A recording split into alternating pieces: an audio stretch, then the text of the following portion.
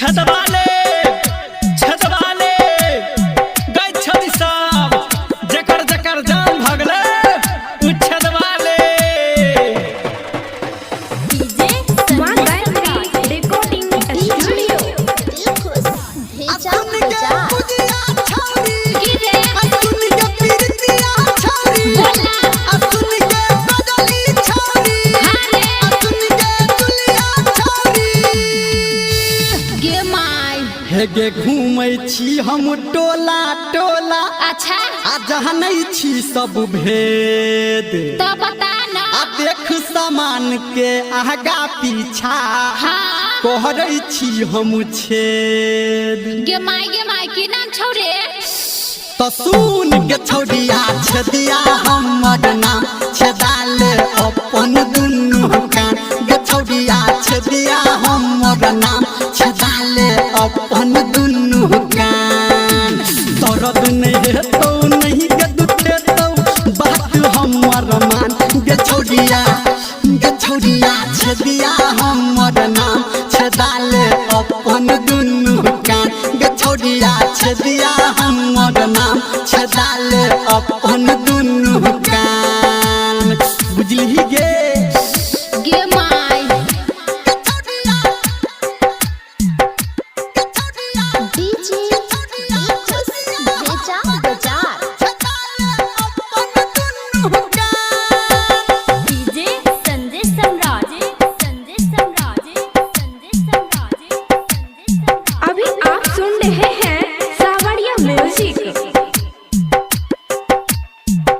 गे छदबौ हम गे धीरे धीरे नहीं हेतौ तोरा पीरे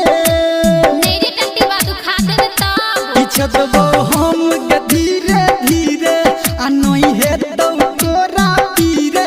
आ हम कहै छियौ समझा के नहीं कान के अपना तीरे हे गे हम छी तू बड़ पातर छौरी तू छी गे जवान गे छौरिया छदिया हमर नाम छदाल अपन दुनु कान गे छौरिया छदिया हमर नाम छदाल अपन दुनु कान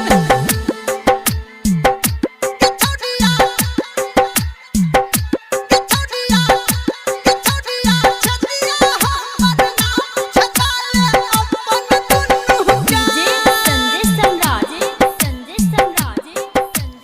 डीजे दिलखुश भेजा बाजार